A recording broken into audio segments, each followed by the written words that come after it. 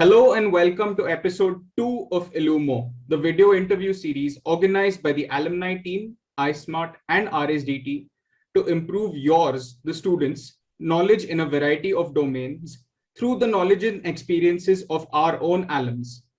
For episode 2, we have with us Mr. Nishant Malhotra, founder and CEO of The Middle Road, a platform that enables social change and impact. Sir is an alumnus of SIBM Pune from the batch of 2002, where he did his MBA in sales and marketing. Sir is also a graduate of the China-Europe International Business School, where he did his MBA in general management, and the University of Michigan, where he has done his master's in public administration. Sir has vast experience in a variety of domains, but primarily majored in the field of finance and financial management. Sir, over to you.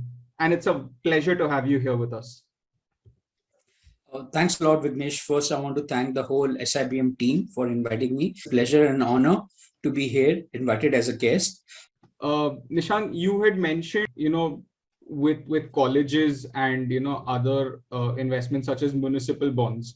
So could you talk more about some of the opportunities for both public and private sectors to issue green bonds and loans apart from the about universities in America where the municipal bond market is very liquid. I mean, you don't have sort of liquid. So I'm talking about the global bond at institutions. For example, Michigan has about 11 billion to, I don't know, 17 billion, I know how much it is, as an endowment fund. So these are the sort of, or Yale fund, when they're looking at huge size where they go to the market, if they are looking at, raising money just to sort of good for some work which is going within the university. That is what I was talking about. Now, when you are looking at municipal bond market, it could be for work, for example, infrastructure. Now, let's say I want to build a road, right? That is one way of going to the bond market. I want to build a road. I want to build a bridge. I want to build museums. Now, how do I do that? Museum could be a part, although strictly, I don't think so. It comes in social bonds, whether art still hasn't been very closely integrated. But if you're looking at roads, bridges, dams, these are parts, aspects which could and lie on the fringes, raised through the green bond sector or even some of the overlapping sustainable bond sector. These could be some of the things which, in the municipal bonds, people go on and do raise the money. Now, when you're looking at corporates could be anything, right? Everybody has a CSR. Now, it's mandatory in India anyway. Just look at Thermax. It's a leader in green. A lot of fantastic work. If Thermax wants to go to the market, it could talk a lot about green machines. For example, I talked about with Shilpa Populace, which was actually funded by impact investors. Now she could go to the market because it's green finance, green machinery, right? So this aspect comes into. Nishant, you spoke about impact investing. I think this is where we can pick it up again for our audience. So could you explain the concept of impact investing, particularly looking at the financial social return matrix? When you're talking about impact investing, it's basically when you're looking at investing, you're actually always looking for financial return. But when we're looking at impact investing, it's an intersection of social and financial return. Both of these returns, then only it qualifies as impact investing. Players like Econ, Omdiar, Acumen. So these are very big names around the world, who are actually doing impact investing. When you're talking about impact investing, it could be on one part, we are talking about, take it as a mix of concessionary and non-concessionary funds. One is a grant fund where you are into non-profit sector and you don't want a return, you want to do good. That's it. And you should be actually, again, measuring your impact. If you're doing good, you should be having it, what sort of impact you're doing. However, if that impact you want to know, and you also want a financial return, that is impact investing. You want to go into those sectors where there are now entrepreneurs who are trying to give a solution at the bottom of the pyramid. I mean, that might not be strictly for the less privileged people. For example, I call the Middle Road a social impact firm because I'm giving the whatever things at free, or if various subscription charges or other paid, it's still is going to have a lot of things which are going to be free for people. It's has a holistic concept behind it that is not only profit maximization, which is what you would be looking at in a purely conventional sense or a traditional sense, but you want to maximize profit, but as well as do good. So this is what the philosophy of which I feel, and this is what I'm driving in my startup, right? That maximization of profit is not the ultimate goal of middle road platform. Just to have here a clear-cut definition on. So when you're integrating these two, you are getting what is I will use the word blending of basically traditional and a concept. So somebody very beautifully described. It could be philanthropic investing, which you're talking about, and you're talking conventional investing. And if you take a mixture of these two, you come with impact investing. Investing is pretty similar. It would go on, it will identify startups maybe which are not listed to fund them up at different points in time. They are not seen in depth how it is done. The expectation is that you are like a social entrepreneur. You could be making, you're sustainable. You have a sustainable business model. You have a sustainable revenue model. You are able to have an impact. If you have enable impact, you're going to be able to measure and show it. A lot of impacts could be very easy to measure. A lot of impacts might not be easy to measure, which I call positive externalities. Basically, a social startup in a true economic sense is giving a lot of positive externalities. That's why it's basically subsidized. Its products are much more valuable to the society than what it is priced in. That's why it's known as a part of also a market failure, wherein the positive benefits are much higher than positive social costs. You are not at an equilibrium of demand and supply. That's put it up very, this I think I actually discovered today, right now when I was talking about how to put positive externality. So you could say that impact investing sort of looks for those startups or those entities or actors who are making a positive change in the society through positive externalities, which are not easy to measure. Nishant, one of the things that came to light during the COVID-19 pandemic, with all the lockdowns happening across, was the positive impact that it had on the environment, particularly with industries being shut down, the levels of pollution dropping drastically. I mean, Delhi had its fog levels cut down. China, you could see the sky again for some amount of time. So, with regards to, let's say, countries coming together for strategic alliances, so what do you feel is the scope for strategic alliances, particularly in the case of green bond market development in economies like the G20 and other emerging economies? Okay, before I go to you, it's good you talked about pandemic. I just forgot to mention that in social bonds, one of the major parts was pandemic bonds.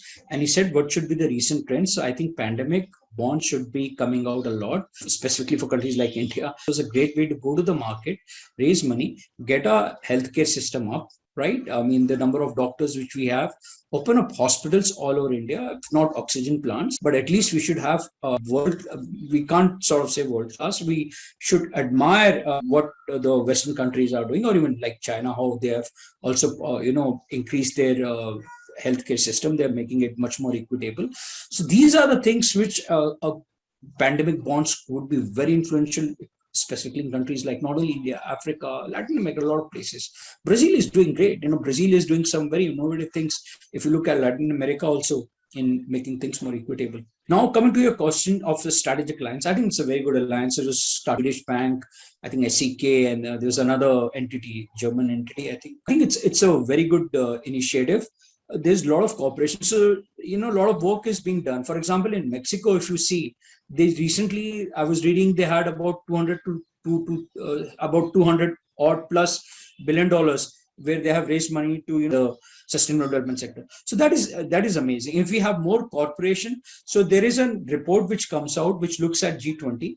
Interesting thing is happening, like now people have come out, not only STA, and there's a lot of nexus going on, like what will you do? For example, EU has come out with a taxonomy. I mean, America till now, I don't think so I've heard of it, but if they come out, it's fantastic. India could do it. I've not seen any green bond principles which has come out in India, although India has come out and said that we are going to lessen the number of the carbon footprint by 2030 by 33 to 35%. Now, this is a good initiative. Now, coming out and giving out KPIs, right? These are very important. So if you look at all the countries around the world, there's some very interesting things happening around. There's, people are coming out, things are happening in Australia, things are happening in, like I talked about the Singapore initiative. There's a lot of things going on in Latin America. So there is, alliance uses each other and tries to, for example, let's say if EU has come out with this EU guideline, it motivates somebody else to come. So you give it 20 ideas. Okay, this is how they are thinking. This is what we can incorporate. This is something which we can do. I mean, they are an advanced economy in that particular region. So every country will have to sort of think what measures they can do. What is more important for me in India? I would still stay like, okay, there's still so many people. I want to open up equitable more education institutes, or a lot of things which could be very different from what other countries could be doing. So this is one. The other could be coming out, for example, in the STA they have these trainings. IFC has started a green bond academy. Now this is an excellent step. This could be for G20 countries or for even more countries where you're actually appraising people or financial institutions. Yeah, you're giving them more knowledge about it. So the more knowledge it's going to go, the more knowledge is going to proliferate, the more understanding of the bond market would have, the more sophistication of investors it will be, and the more pricing discovery will be. That is one. I think a lot of times, not only we can take best business practices, there could be cooperation wherein I take it talent from other people. Like one of them, which I talked about, was Green Bond Academy, wherein you have talented people. Now I was listening to it. Eastern Europe is doing something very interesting. I say, hey man, come into my country. Let's do something wherein I can take your expertise, start up something on my own. Different countries working together in collaboration. That is something which I think was, because for example, this Green Bond, I think Academy IFC started with Latin America, successful there. And this is a fantastic initiative. I just love that. Then they've gone to Eastern Europe. Attended one of their webinars. It was really amazing. And, new things are coming up. I think things come from one country. It has a holistic, it's got a positive external halo effect. It'll go, people will do good. The other countries do good. So it's sort of those things which are. Continuing on the same page, Nishant, how effective do you feel is the PAGE initiative, the Partnership for Action on Green Economy, in terms of providing holistic support to countries on their sustainable development goals and a green economy? Okay, so this is a good question. It was an excellent question. I was not aware of it. As a matter of fact, after you send me the questions, I looked at it, I Googled it up. So it looks like excellent. I really don't know how effective it is. I think somebody from United Nations or somebody from the government agency could say, but the idea is excellent. It's a joint venture with 5 United Nations agencies, the environmental, ILO. So ILO labor group is very interesting because India needs, or a lot of countries needs a lot of reforms in that particular sector that it's used. So that would come under governance. So when we are talking about now these sustainable bonds, I could make a bond which looks at how much is the productivity of, and what are the best business practices I'm giving to the employees. Now, if I raise a bond, which proceeds are going to be, doing some sort of work in that particular department, that would come under a governance structure from what I would understand. It could also maybe come into social. I'm not, shared knowledge is a very important thing, which I talked about. I really don't know how effective they are, very frankly. Nishant, we come now towards the end of our interview. So what would be your advice or recommendations for our MBA students who would want to pursue a career in sustainable finance?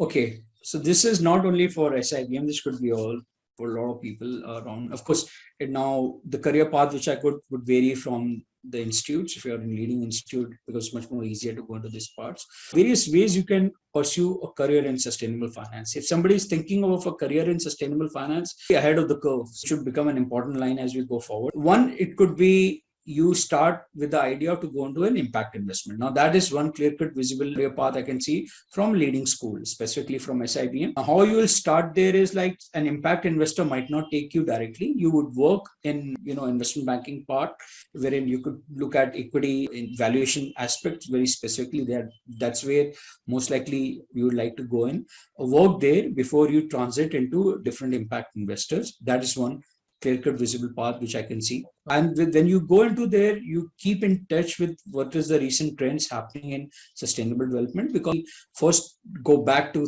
because I missed out 2-3 parts. You're looking at impact investing, and you talked about the frameworks, social rate of return, SROI. So SROI is a framework which a lot of to measure how you're going to be measuring the impact, which I talked about. SROI framework would go into define what your objectives in. You could look at Jin. Jin has come out with its own matrix, its own thoughts. A lot of people have come out with its own thoughts. It goes to theory of change. You could also look at theory of change model, wherein you look at what are the outcomes, you clearly define what those outcomes are, and then you go backward. You set up the interventions to achieve those outcomes. First, you define what is your investment philosophy. You know what you want to do. You have those investment philosophies which you have set a set of interventions. When you are setting up those interventions, how you're going to be calculating, one way of calculating those interventions, which I talked about, is externalities. So negative externalities, I have also modules which you could look at. So when you're looking at negative externalities, you're going to be taxing those negative externalities, and we look at positive externalities, you're subsequently subsidizing. So these are the various concepts. There are other ways which you can look at. People do in impact valuation something known as RCT, randomized controlled trials, wherein they look at what is the difference between factual and counterfactual. So this is one way of doing. These are like RCTs are done for a very long period of time to sort of know. It could be simple or difficult, but RCTs people could do also for less than a year. So nowadays people are doing it to really, or let's say, whenever we are talking about taxing, so one could be the carbon taxes which people do. So just to give you an example, how good. So carbon taxation is just a part of it, right? So these are certain topics which you have a fair bit of an idea. Now, why I'm coming to this is, let's say you want to make a career and you say, I want to go into sustainable finance. If you know actually what you need to read and how you want to proceed in your career path. So these are things which you take, you get a very good knowledge of microeconomics, you get a very good knowledge of valuation. These are things which are going to help you if you want to make a career in sustainable finance, you get a good knowledge of fixed income, right? So one part I've talked about is impact investing. Now, second, what you can do is go to a major bank. So these banks would come out with bonds offering, investment banks who are just, so you work for asset managers and banks, work in the mainstream department. Nowadays, I think it's pretty mainstream to know if somebody is coming out with a sustainable bond. So you will have to be in either the debt or equity side. Now, when you're talking about bonds, of course, it will be debt side.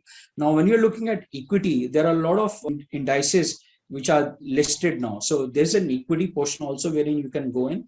You have MSI, which is, has specifically listed sustainable development index. ETFs are there. Equity portion which you can go in. You could go again now equity side or debt side. Equity side, you could be, cross-selling products. I think what I see a future trend now, it's good. Another trend which I forgot. I think a future trend would come in equities, which is coming in. Nowadays people are, as US taxonomy in China and other countries will come and there is a lot of more transparency coming in. Now, the other thing which is coming out is like you'll be going to clients and selling equities. Equities would the size of ETFs market, and you could check it up. It's increasing. So that's one part you could go into a bank. The third is you could go to a corporate, and you could be in the social development side, which could be in the CSR side. You could work on an intersection between CSR and their funds. So when you go to a corporate, of course, now here you'll be going to a company which has a well-defined CSR strategy, which is futuristic and which is looking at tapping the capital market in future, if not now, through the sustainable finance route. Such a company would be a massively, usually would take a conglomerate.